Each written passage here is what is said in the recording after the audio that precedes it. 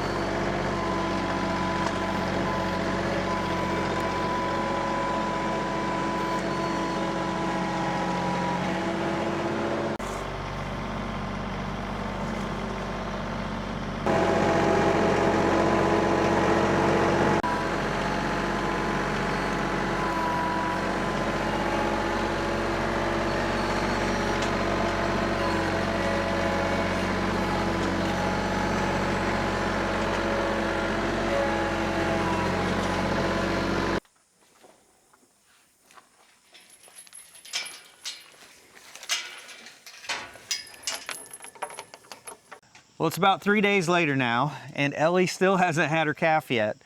So our estimate, or we thought she was about to go into labor, we were incorrect. She is showing signs that she's getting close, just not sure exactly when it's gonna happen. Really hoping it'll happen this week. But in the meantime, we got rain last night, and we're getting a little bit of rain right now. It's kind of misting a little bit, and we really needed this rain. We've now got rain twice, and the pasture seems to be recovering pretty good. So another reason we needed the rain is I just planted this pasture back here. Now, if you look at it, it's all turning green now. There still see some darker patches where it's not as thick, but the grass is coming up. It's not perfect. We'll just give it a little bit of time. Hopefully it'll all fill in. But I hated for all of that grass seed back here to go bad. That's grass. Like I said, pasture seed is expensive. It's anywhere from 125 to 200 bucks a bag. And that was about $1,000 worth of pasture seed. And I know that sounds ridiculous, and in my opinion it is. But I really wanted to make sure I had a good pasture established, so I did put a little extra seed down when I did it. And hopefully this will all fill in. This is gonna look just like the other side here in the spring. Now, since Ellie didn't go into labor as soon as we thought she would, we ended up opening everything back up, so the cattle are back together, and of course most of them are in here eating the hay bale that we gave Ellie. So she's not separated from them anymore, but sometimes she does separate herself, and right now she's back in that corner by herself. Now, if we look back in December when we put the rental bowl in with the cows and we were kind of tracking their heat cycles, her heat cycle would have been a couple weeks after we put him in, when that would have ended up being like exactly today would be the day that she could have possibly birthed for like the first time based off of heat cycle. So I was really hoping today was the day. Since it's such a cruddy day, I don't think I want to tackle any big jobs, but I do have like a big mess here in front of the workshop. Just a ton of stuff sitting here. I need to get that all cleaned up and put away. And then if it's nicer this afternoon, we'll head back out and work on the electric fence. I want to try to put in some electric fence gates so I can close off the gate openings, and then I can eventually move the cattle back out there.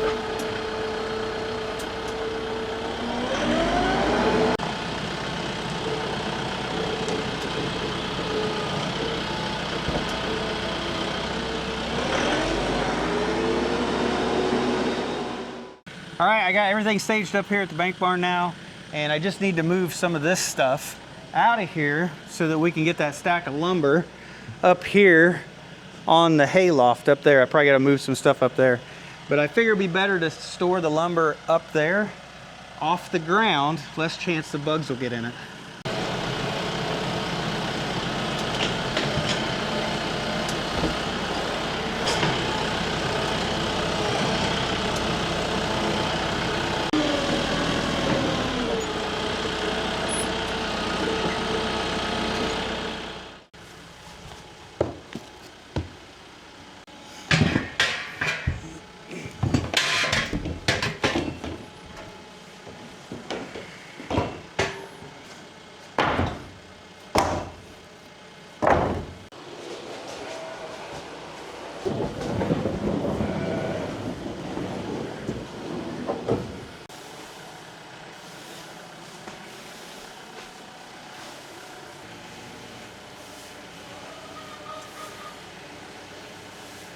Well, I know where the eggs are gonna be tonight.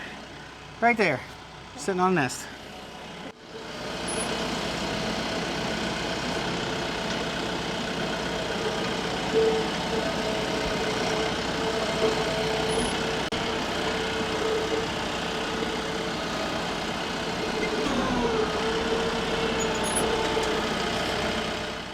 All right, I got everything put away in here. And even though I work alone, I always have an audience that seems to watch my every move. Don't you, Maya? And Oliver, how are you?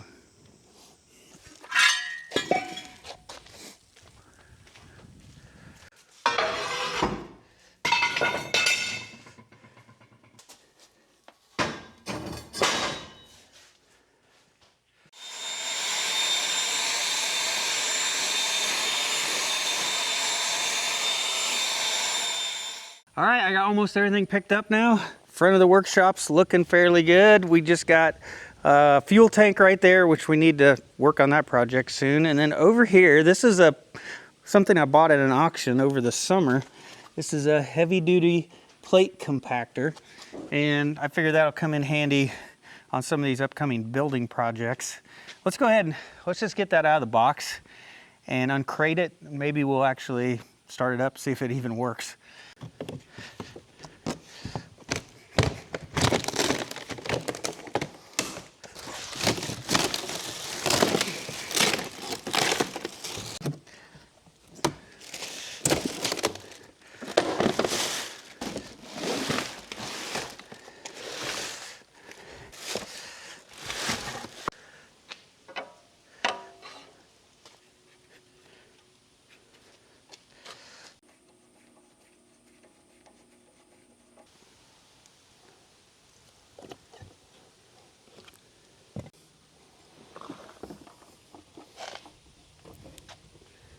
Probably don't want to start it up on the concrete. or choke off maybe, gas on, gas off, I don't know. I'm a little confused. This looks pretty much like my Briggs and Stratton. Oh, wait a minute. Got an on-off switch. Here we go. Oh, it wanted to. There we go.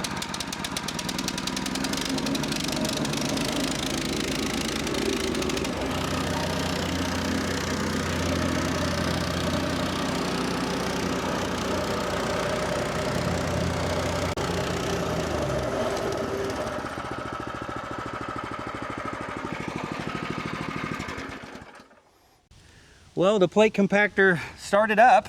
First pull, I had the choke in the wrong position because I don't think it's marked which way is which.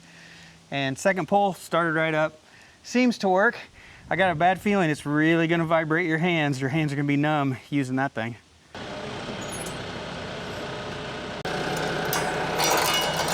This top bar, it's bent so that you can hook onto it and be able to lift it with equipment because it's too heavy to try to move around by yourself, by hand.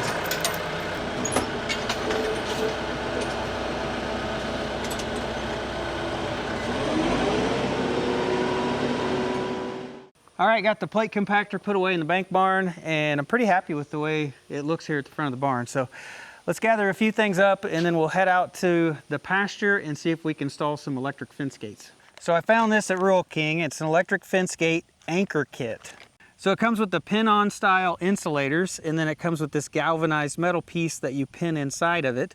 And it's meant for you to tie your electric fence onto here, and then that energizes the anchor point. So then you take your gate handle and you take it across and you hook it onto here, and that will energize your gate. And then when you unhook it, the gate de-energizes so that it's dead. And then you can take it across to the other side of the gate, lay it on the ground, and then the livestock can walk through.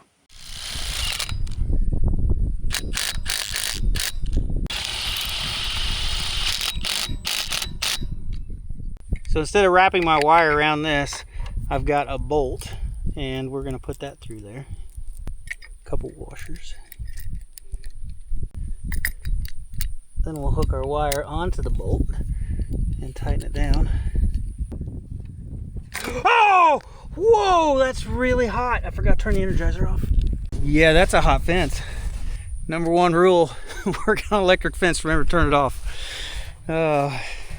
Somehow I never learned that lesson, I guess. I've been shocked a lot of times.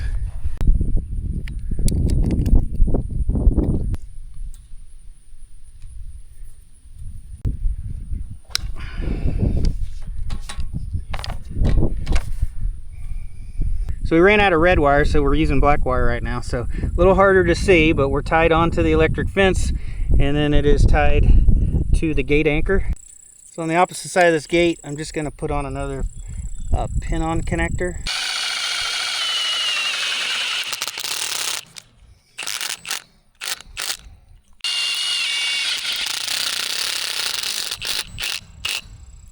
So to make the fence gate, we're going to use poly braid, and that's what I have on my temporary fence reel here. So we're just going to reel off about 16 feet of this poly braid.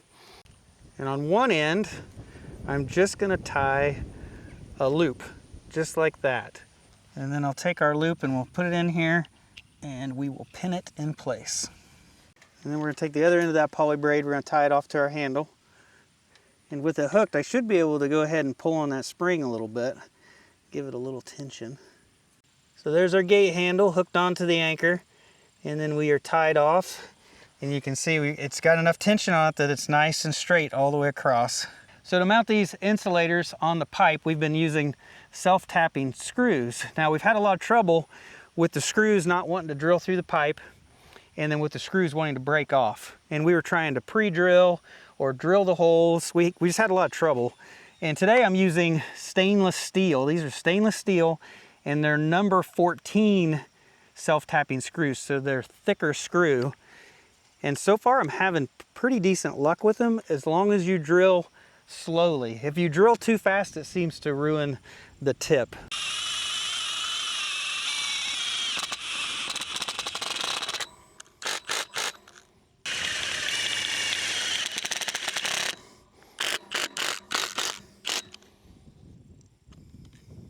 Now, since I'm using the bigger self-tapping screws, the number 14s, these insulators don't have a big enough hole in them. So then I'm drilling a 1/4 inch hole through the insulator.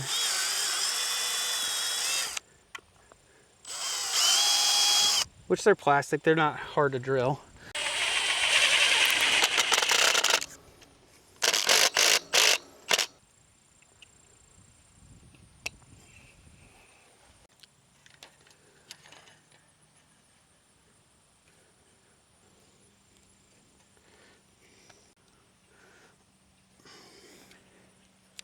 We'll go ahead and turn the electric fence back on. Now remember, these gate handles, they're just tied to an insulator on that end, so they're dead right now. And then we can come across.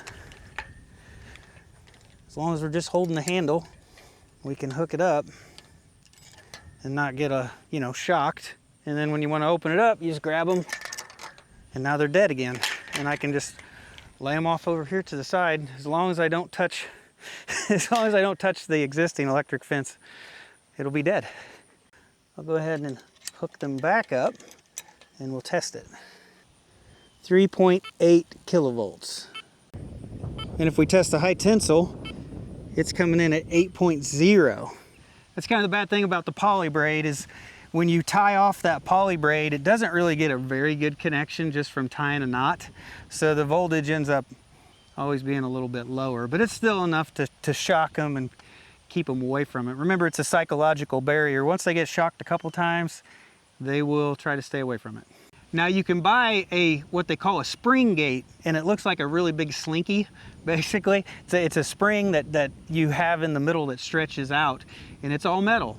And it would probably have the exact same voltage as the high tensile wire does, but this poly braid is just a cheaper solution. So now that I've got my first gate installed, and now that I see what this anchor kit actually is, I could probably just get a piece of aluminum and cut it out and make it match this metal and just stick it on a pin-on connector, and I could make my own gate anchors.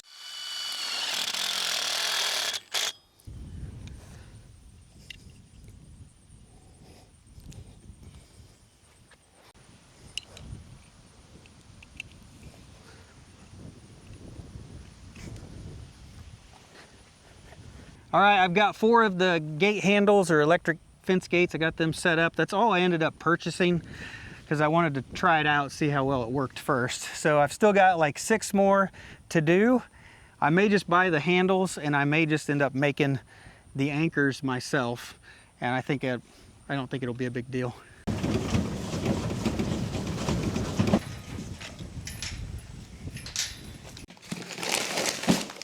Last bag of pig feed.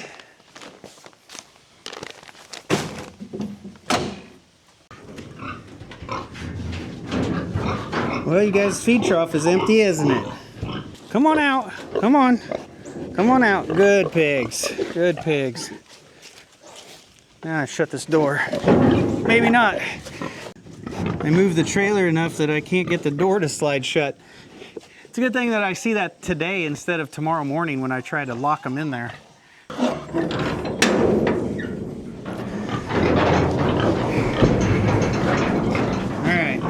If I put that feed trough right in front of the door, I'll be able to fill it up without them getting out.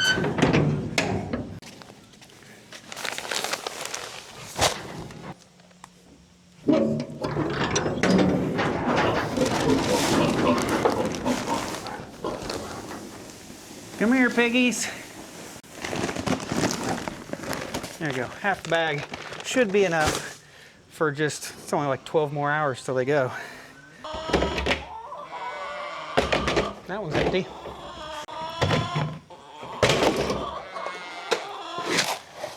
On to the next barrel.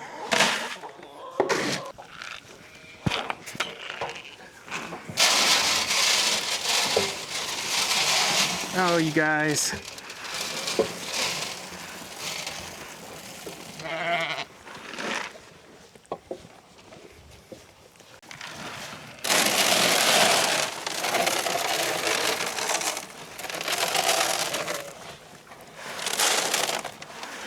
Well, you can see Ellie still has not had her calf yet. So, still on calf watch. How many eggs we got in here? Well, we got 2 in this spot. Well, I think that's it for now. We'll be back in the morning and load the pigs up. So it's almost 6:30 in the morning now, and I got the pigs loaded up.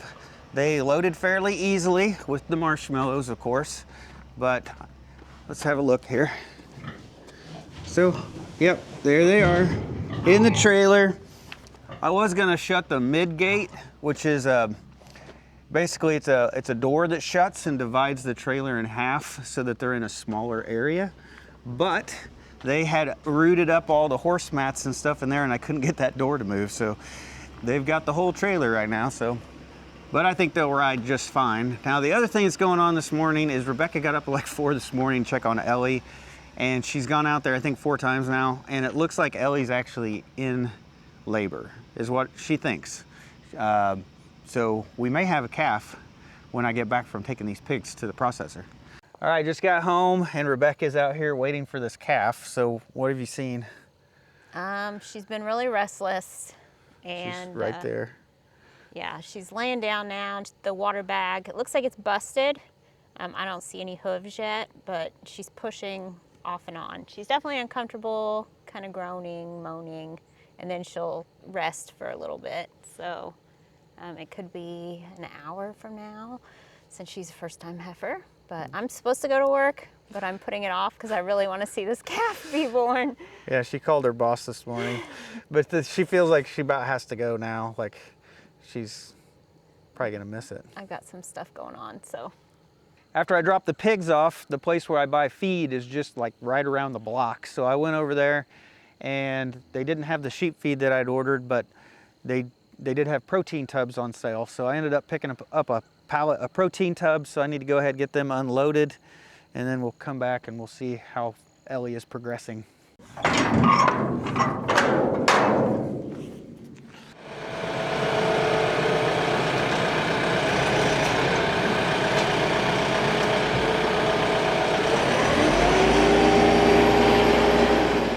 So Rebecca left for work. She'll go in a couple hours late, and she's just really worried about Ellie. And I ended up canceling my plans for the day so that I can stay here and keep my eye on her, and hopefully we'll have a calf here pretty soon. Well, it's next morning now, and Ellie finally had her calf at like 11 last night. So it was dark. We didn't get much footage. We kind of watched from the vehicle with our headlights on her, but I'll put up a couple pictures or video of what happened last night. So of course Rebecca came out first thing this morning to check out the calf, and what did she have? She had a bull calf, and Yeah. he's chocolate brown. He's so cute. So we're not 100% sure if he's nursed yet or not. That's what we're going to be watching today, just to make sure that he is getting milk from Ellie. But they are right next to each other. So Ellie's just here eating hay, and then he's laying down here, and he's a little hard to see, but there he is. So far, it looks like Ellie is okay with us near her calf. So what we may try to do is we may try to feed her some grain, and then we want to go ahead and band him now and turn him into a steer. I think it'll just be easier when they're young like this instead of waiting until later. She coming? Come on.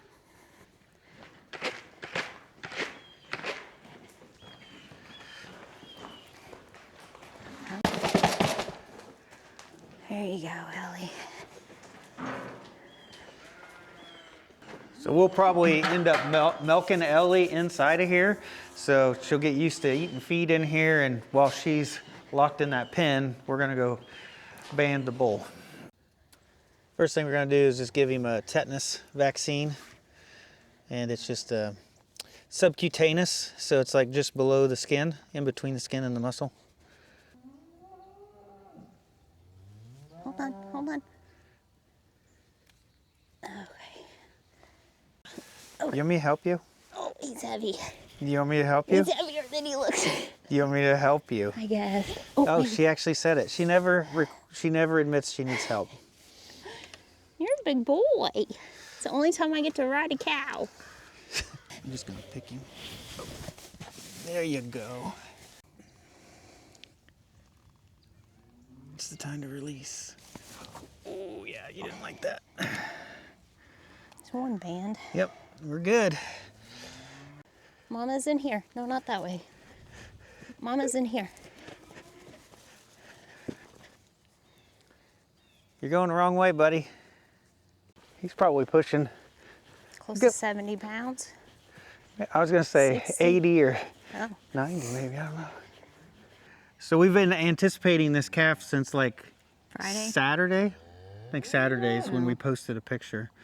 And yeah, so, you know, there's a lot of signs of calving, and we've never calved before, so we got a lot of it wrong.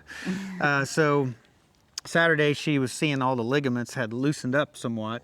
She thought she was close. Yeah. Well, yeah, like Monday or something later on, and like it'd been a few days, nothing happened, and you could tell the ligaments had actually loosened up even more. Monday night. And then yesterday morning, she thought for sure she was in labor, and it ended up she was just getting rid of some, like a mucus plug or something. She just had some discharge. She wasn't actually in labor that morning. She ended up walking around acting normal most of the day, and then finally it was like 6:30 last night where she finally laid down. She started acting like she was having contractions, and then it was about 9:50 last night. The hooves finally came out, and then 20 minutes later, she had the calf on the ground. Yeah. So we kept on thinking that it was like we'd have a calf any moment for like the last 5 days, and we've just been kind of on hold around here, waiting to see what happens. And we ended up, I just want to say thank you to Farmer Tyler. I did end up talking to him on the phone yesterday, and he kind of reassured us to just wait, you know, from a distance, just watch and wait. Don't try to intervene or do anything. And he basically said, to summarize, that he wouldn't think that he would wait until the hooves were out, and if they were out longer, like up to an hour, and nothing happened, that would be the point to intervene. Of course, that didn't happen. So, but I do appreciate Tyler for kind of help reassuring us that the baby, you know, like Rebecca was afraid that it was breech or that. I was really, really nervous, and I trust Tyler, and he has way more experience than us, and it calmed me down a lot. Yeah. So we just tried to be patient, and then, yeah, a few hours later, the baby ended up coming. The calf ended up coming. But yeah, there's our first calf on our property. We've raised steers and cows now for, I don't know, 4 or 5 years maybe. But we've always bought feeder steers. So this is our first calf. So all we're gonna do now is we're just gonna watch the both of them, just make sure he's nursing. And I think that's probably gonna be it for this video. This video has stretched out over 5 days. So I really need to probably start working on some type of project and get some stuff done. So I hope you guys have a wonderful day. We'll see you in the next one. Well, Ellie brought him out so that everybody could see him. They're all watching very closely.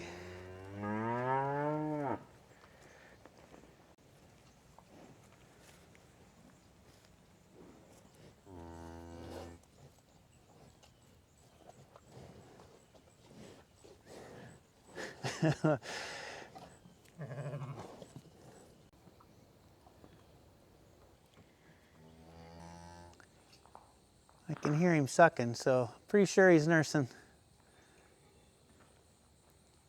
Or at least trying to.